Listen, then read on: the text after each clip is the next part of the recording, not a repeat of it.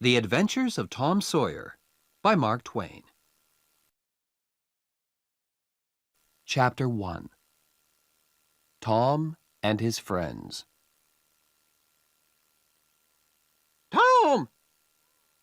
Tom! Where are you? No answer. Where is that boy? When I find him, I'm going to... Aunt Polly looked under the bed. Then she opened the door and looked out into the garden. Tom! She heard something behind her. A small boy ran past, but Aunt Polly put out her hand and stopped him. Ah, there you are. And what's that in your pocket? Nothing, Aunt Polly. Nothing? It's an apple. I can see it. Now listen, Tom. Those apples are not for you. And Oh, Aunt Polly! Quick! Look behind you! So Aunt Polly looked, and Tom was out of the house in a second. She laughed quietly. Oh, I never learn. I love that Tom, my dead sister's child. But he isn't an easy boy for an old lady. Well, it's Saturday tomorrow, and there's no school. But it isn't going to be a holiday for Tom. Oh, no. He's going to work tomorrow. Saturday was a beautiful day. It was summer, and the sun was hot, and there were flowers in all the gardens. It was a day for everybody to be happy. Tom came out of his house with a brush and a big pot of white paint in his hand. He looked at the fence. It was 3 meters high and 30 meters long. He put his brush in the paint and painted some of the fence. He did it again. Then he stopped and looked at the fence, put down his brush, and sat down. There were hours of work in front of him, and he was the unhappiest boy in the village. After 10 minutes, Tom had an idea. A wonderful idea. He took up the brush again and began work. He saw his friend, Joe Harper, in the street. But he didn't look at him. Joe had an apple in his hand. He came up to Tom and looked at the fence. "I am sorry, Tom." Tom said nothing. The paintbrush moved up and down. Working for your aunt, said Joe. I'm going down to the river. I'm sorry you can't come with me. Tom put down his brush. You call this work? He said. Painting a fence, said Joe. Of course it's work. Perhaps it is, and perhaps it isn't. But I like it, said Tom. I can go to the river any day. I can't paint a fence very often." Joe watched Tom for about 5 minutes. Tom painted very slowly and carefully. He often stopped, moved back from the fence, and looked at his work with a smile. Joe began to get very interested and said, "Tom, can I paint a little?" Tom thought for a second. "I'm sorry, Joe. You see, my aunt wants me to do it because I'm good at painting. My brother Sid wanted to paint too, but she said no." "Oh, please, Tom, just a little. I'm good at painting too." "Hey, do you want some of my apple?" "No, Joe, I can't." "Okay, you can have all my apple." Tom gave Joe the brush. He did not smile, but for the first time that day, he was a very happy boy. He sat down and ate Joe's apple. More friends came to laugh at Tom, but soon they all wanted to paint too.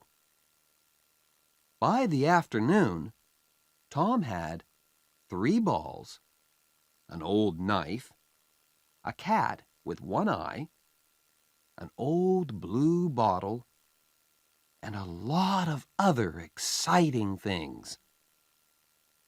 He was the richest boy in St. Petersburg. And the fence, all 30 meters of it, was a beautiful white. He went back to the house. "Aunt Polly, can I go and play now?"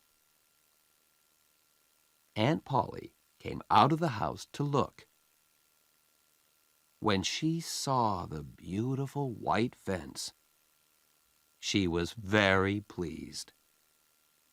She took Tom into the house and gave him an apple. Well, you can go and play, but don't come home late." Tom quickly took a second apple and ran off. On Monday morning, Tom didn't want to go to school, but Aunt Polly got him out of bed and then out of the house.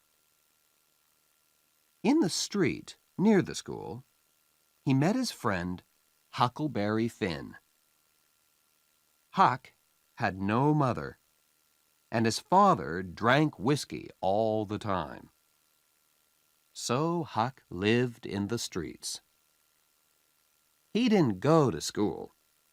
He was always dirty, and he never had a new shirt. But he was happy. The mothers of St. Petersburg didn't like Huck, but Tom and his friends did. "Hello, Huck," said Tom. "What have you got there?" "A dead cat," "What are you gonna do with it?" asked Tom. "I'm gonna take it to the graveyard tonight," Huck said. "At midnight. A dead cat can call ghosts out of their graves." "I never heard that," said Tom. "Is it true?" "Well, I don't know," said Huck. "Old Mrs. Hopkins told me. Come with me and see. Or are you afraid of ghosts?" "Of course not," said Tom. come and meow for me at my window at 11 o'clock. After this, Tom was late for school, and the teacher looked at him angrily. "Thomas Sawyer, why are you late again?" he said. Tom began to speak, and then stopped. There was a new girl in the schoolroom. A beautiful girl with blue eyes and long yellow hair. Tom looked and looked. Oh, how beautiful she was. And in 2 seconds, Tom was in love. He must sit next to her. But how? In the girls' half of the room, there was only one empty chair, and it was next to the new girl. Tom thought quickly, and then looked at the teacher. I stopped to talk with Huckleberry Finn, he said. The teacher was very, very angry. Boys were often late for school. That was bad. But talking with Huckleberry Finn was worse. Much worse. The teacher took his stick, and 2 minutes later, Tom's trousers were very hot, and the teacher's arm was very tired. "Now, Tom Sawyer, you go and sit with the girls." Some of the children laughed. Tom walked to the chair next to the new girl, sat down, and opened his book. The other children began to work again. After 10 minutes, the girl looked up. There was an apple on the table in front of her. She put it back on Tom's half of the table. A minute later, the apple was in front of her again. Now it stayed. Next, Tom drew a picture of a house and put it in front of her. That's nice, the girl said. Now draw a man. Tom drew a man next to the house. The man was taller than the house, and he had very big hands and very long legs. But the girl liked him. Can you draw me now? She asked. Tom drew a girl next to the man. You draw beautifully. I can't draw pictures. I can teach you, said Tom, after school. Oh, please? What's your name? Tom asked. Becky. Becky Thatcher. Just then, Tom felt a hand on his head. It was the teacher. He took Tom by the ear and moved him back to his chair in the boys' half of the room.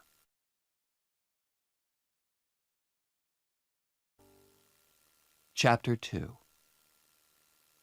In the Graveyard. That night, Tom went to bed at 9:30. He waited for Huck's meow, and at 11 o'clock it came.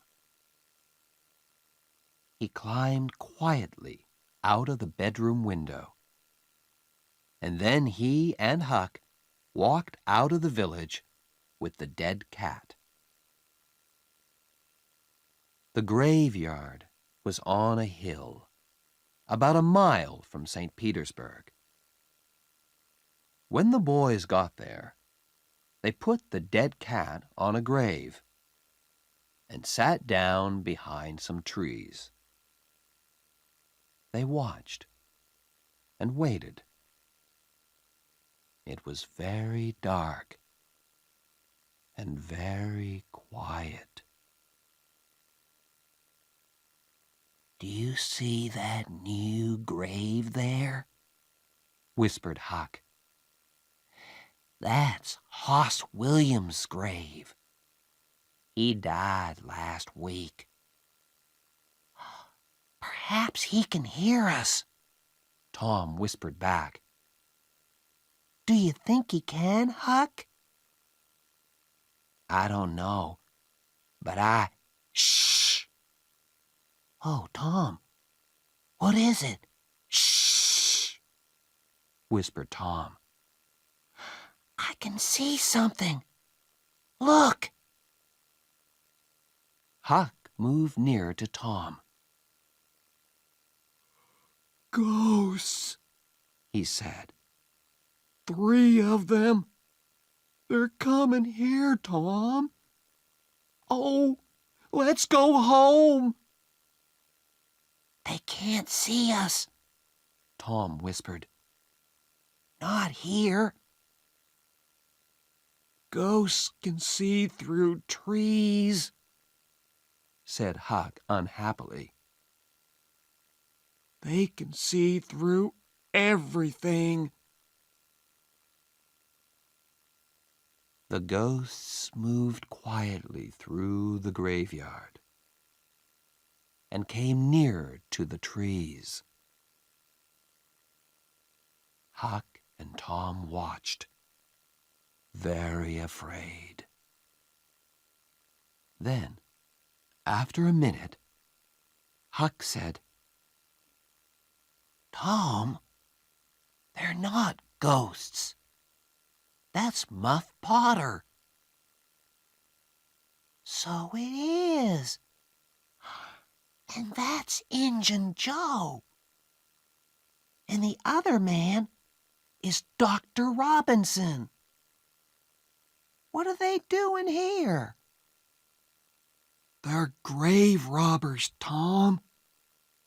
They're going to rob a grave. My father told me about it. The doctor wants a dead body, you see. He cuts it up because he wants to learn about—" "Shh," said Tom. "They're getting near." The 3 men stopped at Hoss Williams' grave, and Injun Joe and Muff Potter began to dig. 10 minutes later, the grave was open. "Now, Doctor," said Muff Potter, "you want us to take the body to your house? That's $5 more." "No," said the doctor. "I gave you the money this morning. I'm not giving you any more." "Now you listen to me, Doctor," said Injun Joe. "I want that money. Do you remember a day 5 years ago? I came to your house and asked for something to eat, and you gave me nothing. Nothing. So give me that money." He took the doctor's arm. But suddenly, the doctor hit him, and Injun Joe fell to the ground. Don't hit my friend! Cried Muff Potter. He jumped on the doctor, and the two men began to fight. It all happened very quickly, and the two boys watched with open mouths. Injun Joe got up. He had Muff Potter's knife in his hand now, and he moved behind the doctor. Then the doctor hit Muff Potter on the head. Muff fell to the ground. And at the same moment, the knife in Injun Joe's hand went into the doctor's back. The doctor fell to the ground on top of Muff Potter, and he did not move again. The two boys could watch no more. Very quietly, they moved away from the trees and then ran out of the graveyard and back to the village. Injun Joe stood by Hoss Williams' grave and looked down at the two men. Then he put the knife into Muff Potter's hand and sat down. 3, 4, 5 minutes went by. Potter moved a little and opened his eyes. What happened, Joe? He asked. This is bad, Muff, said Joe. Why did you kill him? Muff looked at the doctor's dead body, then at the knife in his hand. Me? Did I kill him? His face went white, and the knife fell from his hand. It's the whiskey, Joe. I never fight with knives, usually. Oh, why did I drink all that whiskey tonight? I don't remember anything. It's okay, Muff, said Joe.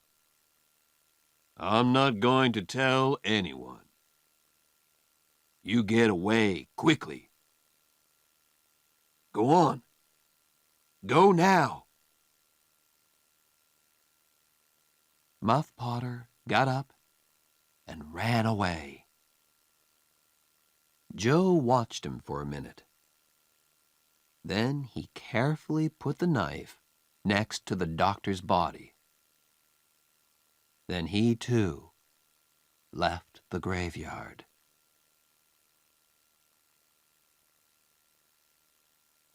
The next day, the sheriff's men found the doctor's body in the graveyard, and Muff Potter's knife.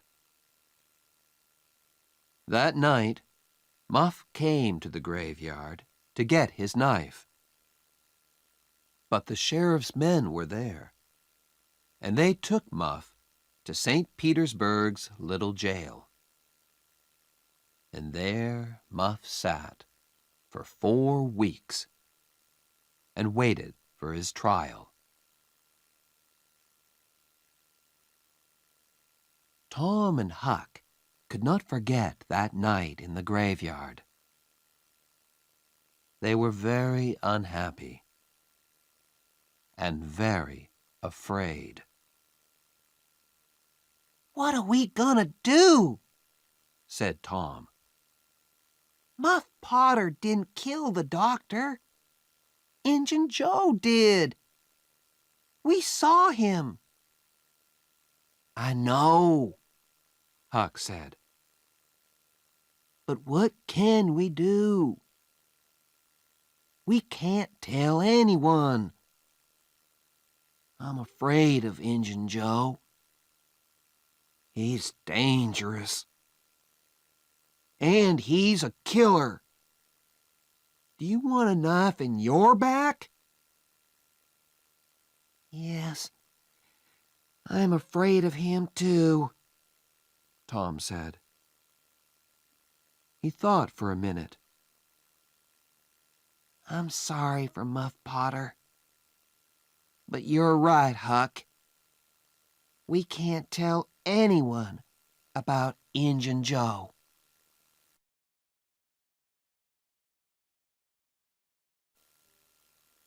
Chapter 3. On Jackson's Island. The summer holidays came, and there was no school. Tom didn't want to think about Muff Potter and Injun Joe, but it wasn't easy. At night, when he was in bed, he saw Injun Joe's face in the dark, and he couldn't sleep. But he couldn't talk to anyone about it. One hot summer's day, he and Joe Harper were down by the Mississippi River. They sat and watched the boats, and fished, and talked. Let's get away from here, said Tom suddenly. Let's go and do something exciting somewhere. Okay, said Joe. But what? And where? I know, Tom said. Let's run away. Let's go and live on Jackson's Island. We can sleep out under the trees.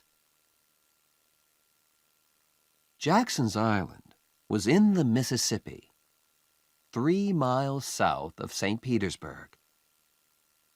Nobody lived there. Let's ask Huck Finn, too, said Tom.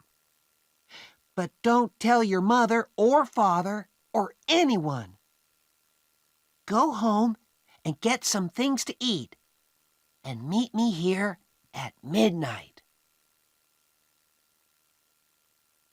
So that night, 3 boys in a small boat went down the river to Jackson's Island. They had some bread and some meat, and Huck had his pipe, too. When they got there, they carried everything onto the island and made a fire under a big old tree. Then they cooked some of the meat over the fire. And oh, that meat was good.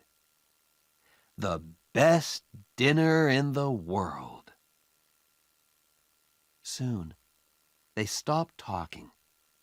Their eyes closed, and they slept. The next morning, Tom woke up with the sun on his head and a smile on his face.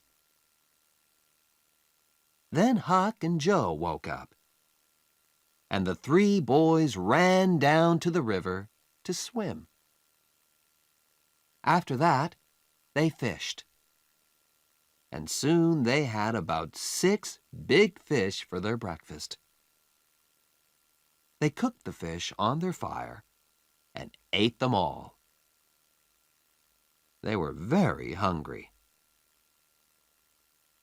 That, said Joe happily, was a wonderful breakfast.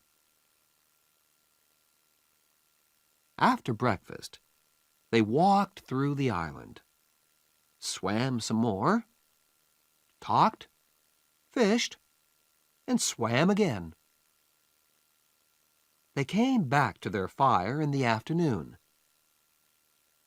Suddenly, Tom looked up and said, Listen, can you hear boats?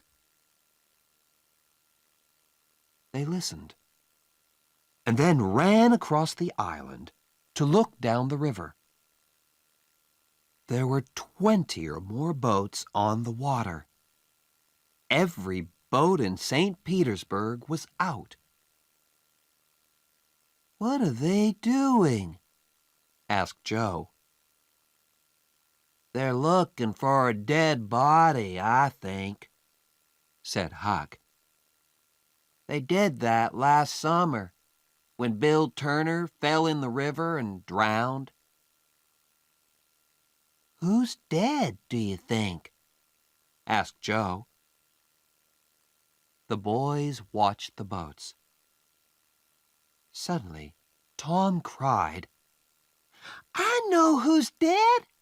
It's us. They're looking for us. This was wonderful. Tom looked at his friends. We're famous, he said. Everybody in St. Petersburg is talking about us. And they all feel sorry for us. Night came, and the boys went to sleep.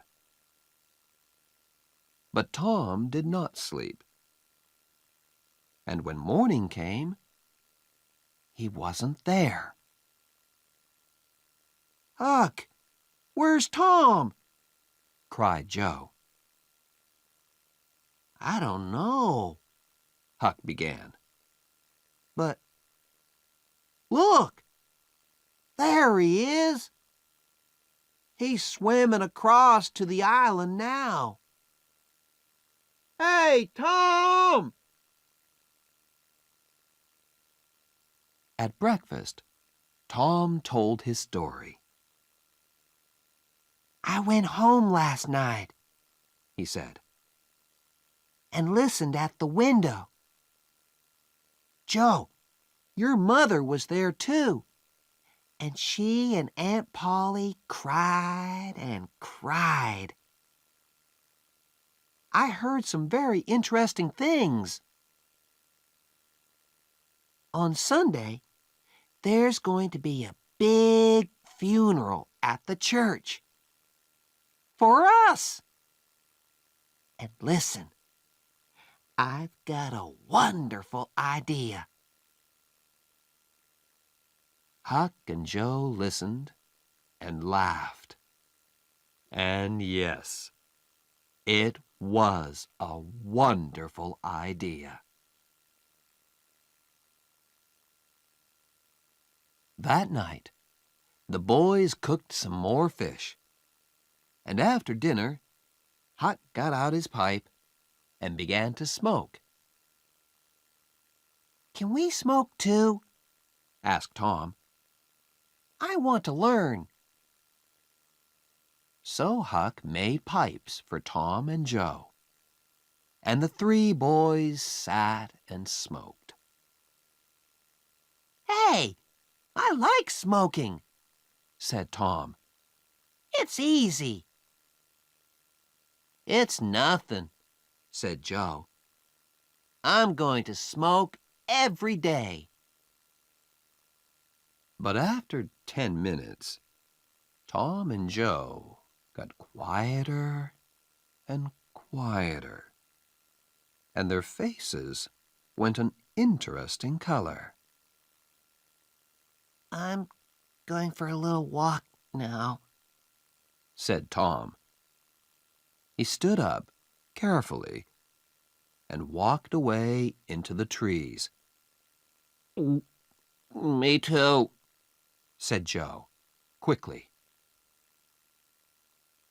The two boys came back an hour later. But they didn't smoke their pipes again. On Sunday morning, there were no happy faces in St. Petersburg. Aunt Polly and Joe's mother and father were in the church, and all the boys' friends. The minister said some very nice things about the three boys. And the boys' families cried and cried. Everybody cried. And little Becky Thatcher did not stop crying for 1 second. There was a small noise at the back of the church. But at first, nobody heard it. Then the minister looked up and suddenly stopped speaking. Everybody turned to look. Their mouths opened and stayed open. And into the church came the three dead boys. Tom first, Joe next, and then Huck. For a second, nobody moved or spoke. And then the noise began. Aunt Polly and Joe's mother ran to the boys and took them in their arms. Aunt Polly cried and laughed and cried again. "Oh, Tom," she said, "you're a bad boy, but I love you." Suddenly, the minister called out, "Oh, happy days! Sing, good people of St. Petersburg! Sing and be happy!" and everybody sang and smiled and laughed for a long time. It was St. Petersburg's happiest funeral. The weeks went by, and the judge came to St. Petersburg. On the day before Muff Potter's trial, Huck and Tom met in the street near Tom's house. Huck was unhappy. Tom, you didn't tell anyone about... You know? No, I didn't. But Huck, what about Muff? People are saying he's the killer. And he's going to die. But we can't tell anyone about Injun Joe, said Huck. I don't want to die too. Do you? No, Tom didn't want to die. But he couldn't forget Muff Potter's face in the jail. Old, tired, and unhappy. And Injun Joe was a free man. It wasn't right. That night, Tom came home late and very excited. He could not sleep for 2 or 3 hours. The next morning, all the village was at Muff Potter's trial. Injun Joe was there, too. Muff waited, a tired old man with a dirty face. The judge began the trial. Questions, questions, questions. Answers, answers, answers. And the answers were all bad for Muff Potter. Yes, I found the knife in the graveyard, next to Dr. Robinson's body. Yes, that's Muff Potter's knife. He always carries it. Yes, I saw Muff Potter in the village that afternoon. He had the knife with him then. Muff Potter began to look more and more unhappy. Then the judge said, "Call Thomas Sawyer." St. Petersburg sat up. What did young Tom Sawyer know? Everybody looked at him and waited. Thomas Sawyer, where were you on the 17th of June at the hour of midnight? In the graveyard. Why?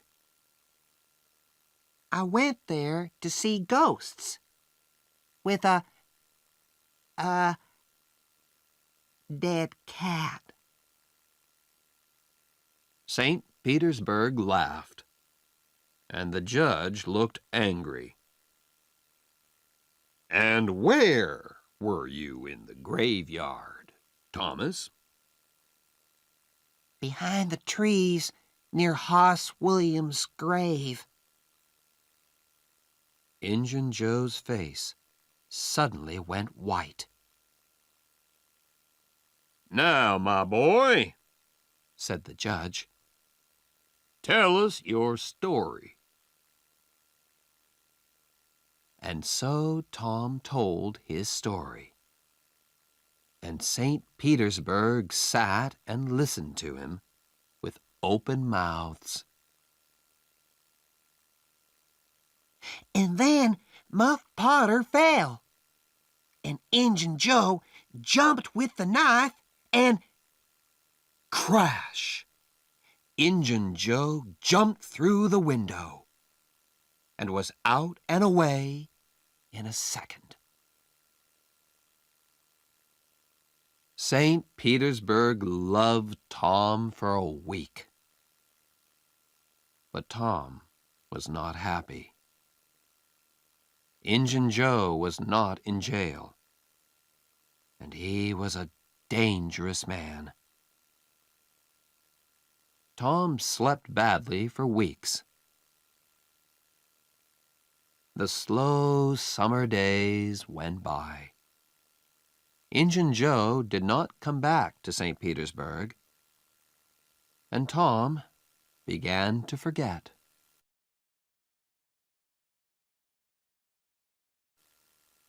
Chapter 4.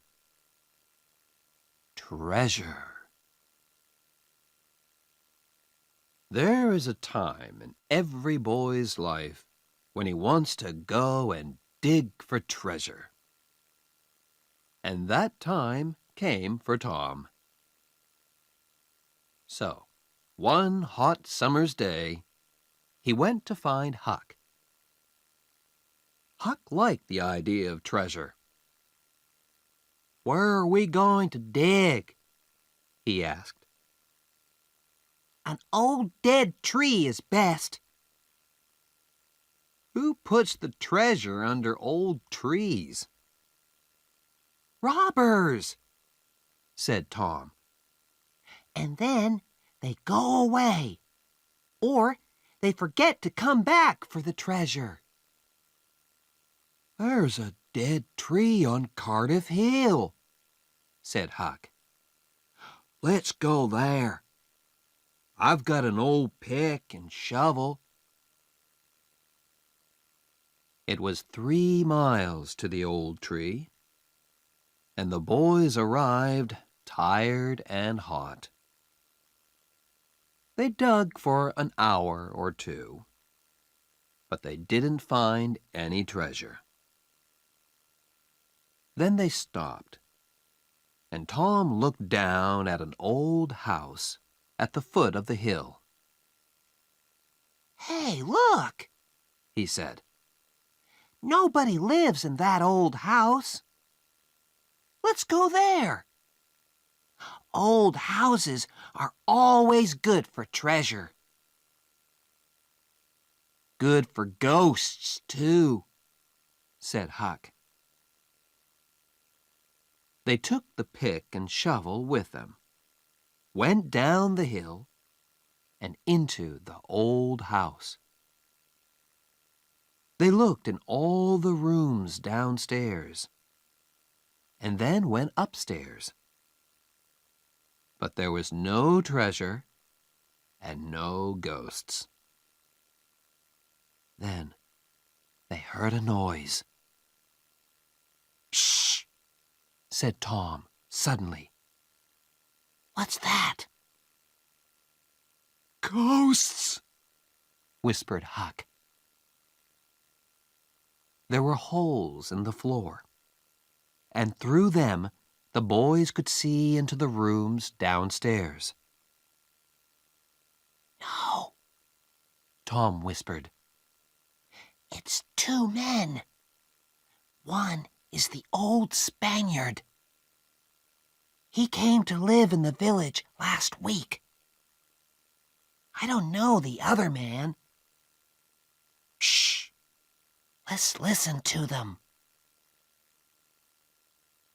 The two men sat down on the floor. The Spaniard had a green hat and long white hair. The other man was small and dark. He took out a bag and began to open it. "It's hot in here," the Spaniard said.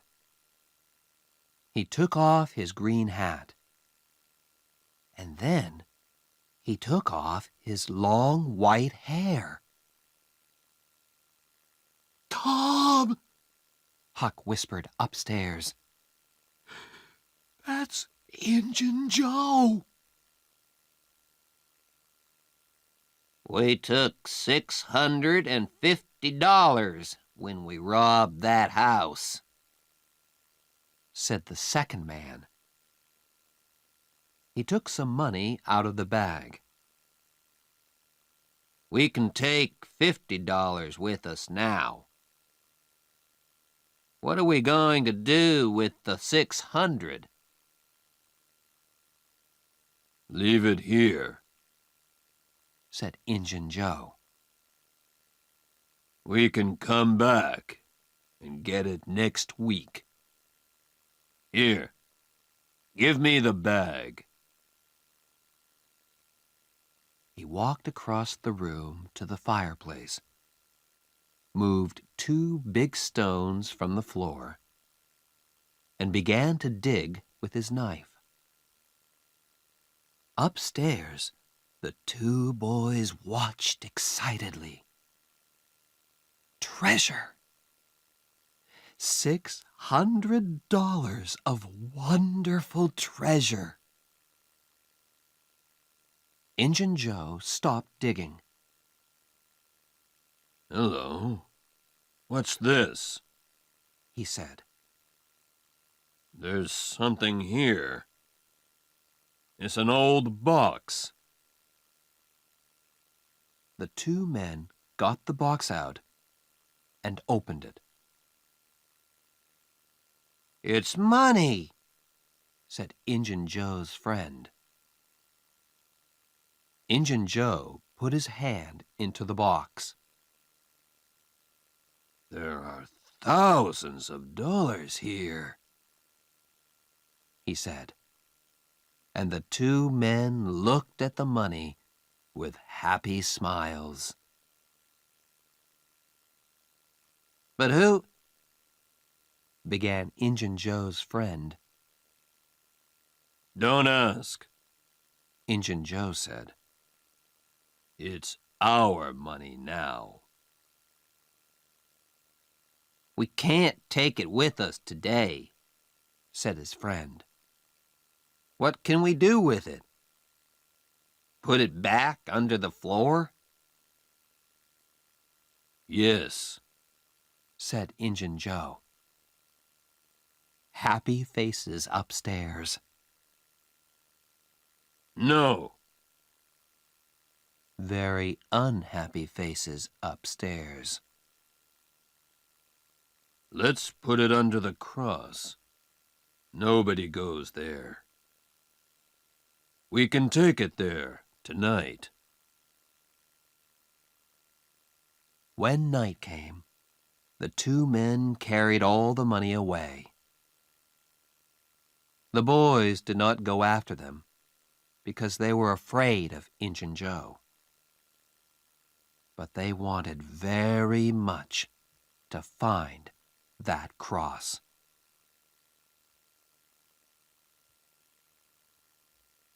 For a week, the two boys thought and thought about the treasure. It was under the cross. But where was the cross? In St. Petersburg, the boys watched the Spaniard carefully. But they didn't see a cross, and they didn't find the treasure.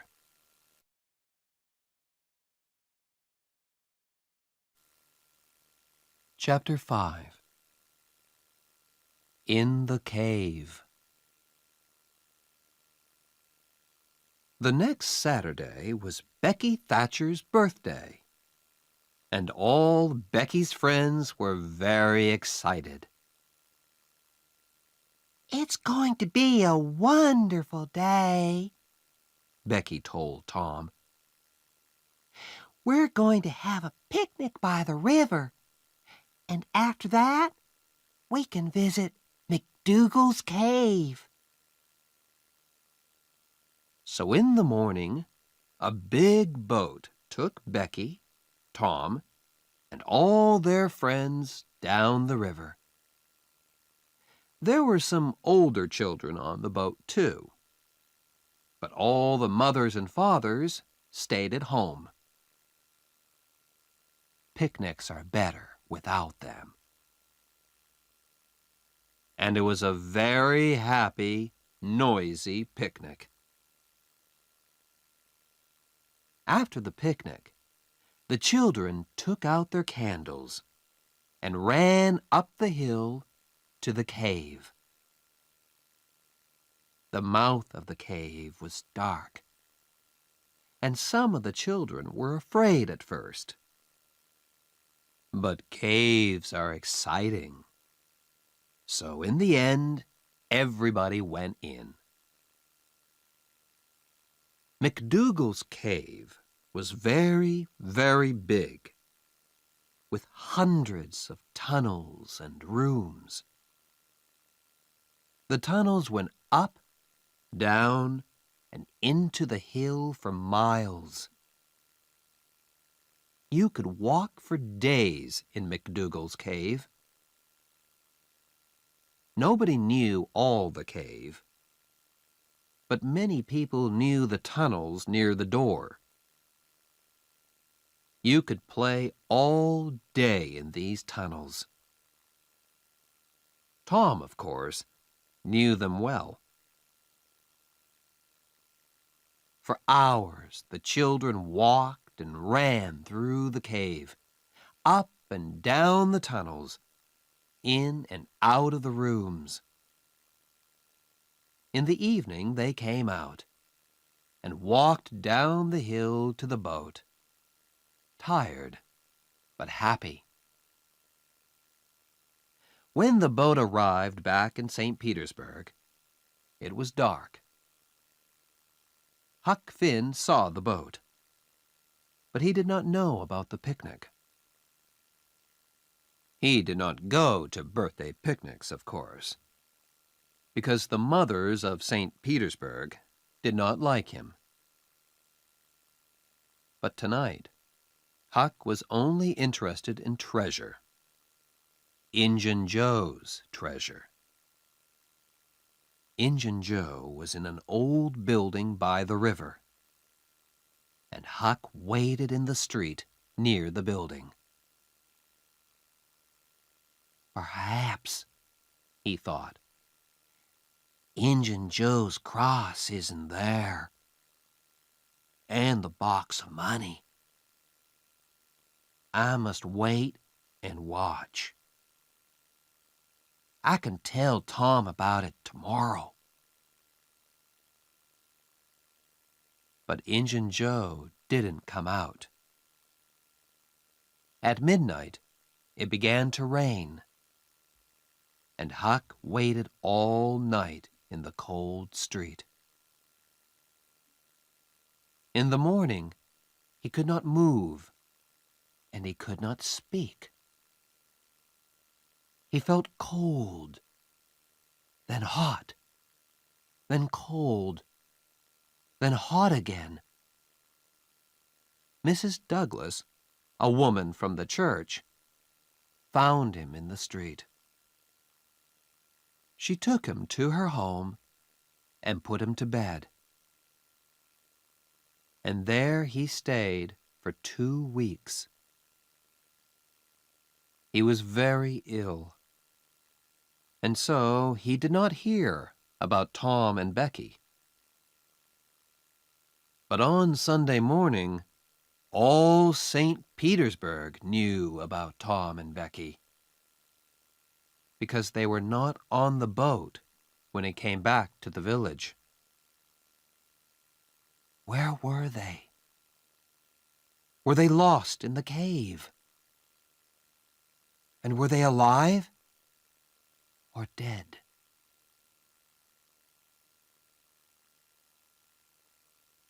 At first, Tom and Becky played with their friends in the cave. Then Tom wanted to go down a new tunnel, and Becky went with him. They walked and talked, and went into a second tunnel, then a third. Sometimes Tom put a mark with candle smoke on the tunnel wall. He wanted to find the mouth of the cave again.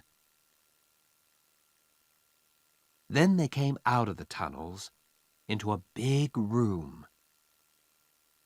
There were hundreds of bats in this room, and the candles woke them up. Tom took Becky's hand, and they ran into the nearest tunnel, with the bats behind them. But one bat hit Becky's candle, and it went out. The children ran and ran through the tunnels, and at last they got away from the bats. They stopped and sat down. Suddenly, it was very, very quiet. "Where are we now, Tom?" Becky whispered, afraid. "I don't know," said Tom. "I think it's time to go back. But we can't go through that big room because of the bats. Let's go down this tunnel." They went down one tunnel, then a second, a third, a fourth. Then they wanted to find the big room with the bats again, but they couldn't. Becky began to cry. "Tom, we can't get out. We're lost, Tom. We're lost." They walked and walked. When they were tired, they sat down. Then they got up and walked again. Time went by. Was it day or night? They didn't know. Then Tom wanted to find water. They had nothing to eat, and they must have something to drink. They found a very small river and sat down next to it. "Becky," said Tom, "we must stay here. near this river. This is our last candle, and He did not finish, but Becky understood. Tom? Yes, Becky? Are they going to come and look for us? Of course, when the boat gets to St. Petersburg. But how can they find us in these hundreds of tunnels? Oh, Tom, Tom, we're going to die in here. Becky began to cry again. Then the candle went out, and the two children were in the dark. They sat for hours and hours. They slept a little, then woke up, then slept again. Was it Sunday now? Or Monday? Suddenly, Tom sat up. Listen, somebody's calling. The two children listened. They heard it again, a little nearer. They called back. Then they began to walk down the tunnel in the dark, with their hands on the wall. They stopped and listened again. But now they couldn't hear anything. Slowly, they went back to their river. They slept again and woke up very, very hungry. Perhaps it's Tuesday now, Tom thought. What can I do? I must do something. Then he had an idea. Becky, listen. I've got a long string in my pocket. I can go down some of the small tunnels and get back to you with the string. You wait here. Slowly and carefully, Tom went down the first tunnel on his hands and knees. Then the tunnel wall on his right finished, and there was nothing. Tom put out his hand to feel the floor. And just then, away to his right, he saw a hand. A hand with a candle. At once, Tom called out. Help! He cried. The hand moved, and Tom saw an arm and a face. It was Injun Joe. Tom was very afraid, but Injun Joe was afraid too, and he quickly ran away down the tunnel. Tom went back to Becky, but he did not tell her about Injun Joe.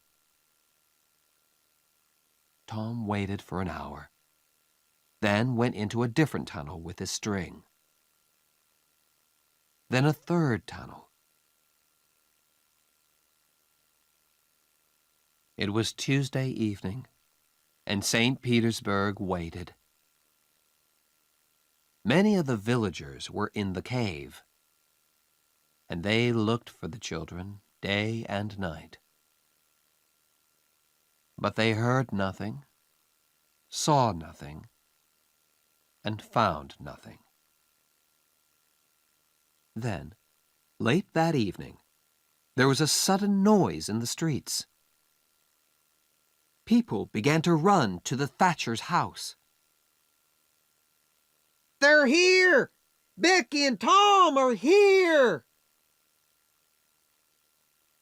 Most of the village came to listen to Tom's story. It was in the 6th tunnel, He told them. I went to the end of my string, and suddenly I could see daylight. There was a little hole in the cave wall. I put my head out, and there was the river, right under my nose. I went back and got Becky, and we climbed out through the hole. Then we stopped a boat on the river. We were 5 miles from the mouth of the cave.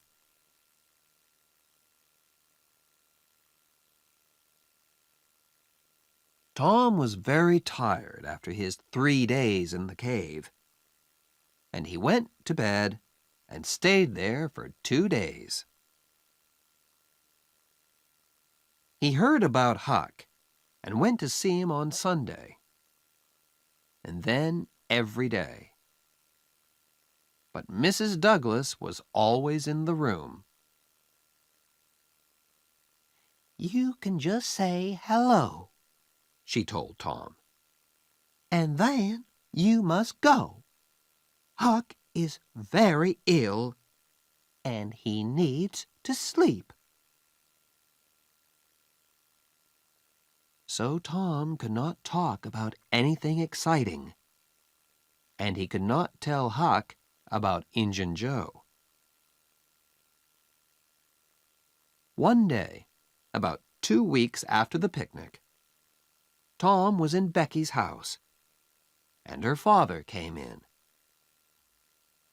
Well, Tom, Mr. Thatcher said, would you like to go back to the cave again one day? I'm not afraid of that cave, said Tom.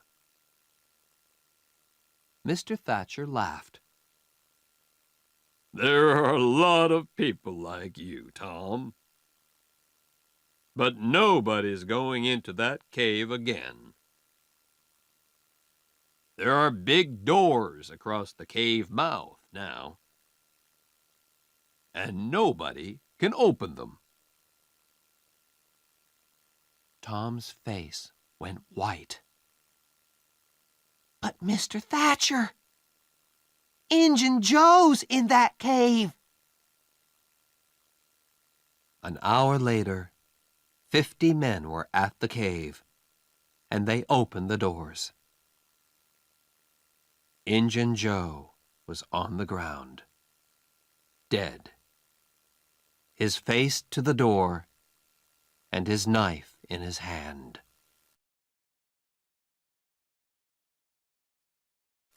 Chapter 6. Under the Cross. The day after Injun Joe's funeral, Huck was out of bed. He and Tom walked slowly out of the village. They had a good long talk, and Huck heard all about the picnic, the cave, and Injun Joe. We're never gonna find the money now, said Huck. Huck, Said Tom. the money isn't in St. Petersburg. It's in the cave. I know it is. Why was Injun Joe in the cave? Because he took the box of money there, right? Huck looked excited. Say that again, Tom. The money's in the cave. And we can get to it easily. Let's go there now. I've got some candles and a long string. We can take a boat and put it back later. 20 minutes later, the boys were in a boat on the Mississippi. They went 8 miles down the river, and then Tom stopped by some small trees. Here we are, He said. Tom's hole was just behind the trees. Tom took a candle and climbed in. Huck climbed in after him. Injun Joe never found this hole, Said Tom. or he did find it and couldn't get through it. It's very small. The boys went carefully through the tunnels with their string. Then Tom stopped. I saw Injun Joe about here. He said. And look, Huck, there's the cross. There was a big smoke cross on the tunnel wall. The boys looked up and down the tunnel, but there was no box of money. Injun Joe said under the cross, Said Tom. perhaps is under the ground. Look, we can move these stones. The boys took their knives and began to dig by the tunnel wall. Very soon, they found a second, smaller tunnel under the wall. They climbed down into it and came into a small room. There was a bed, 2 whiskey bottles, some old shoes, and the box of money.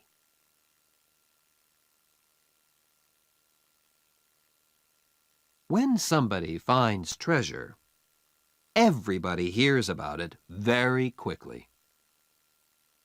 The 2 boys carried the box through the village. And when they got to Aunt Polly's house, half the village was with them. Everybody went into the house. Oh, Tom, Tom, Cried Aunt Polly. what is it now? And what have you got there?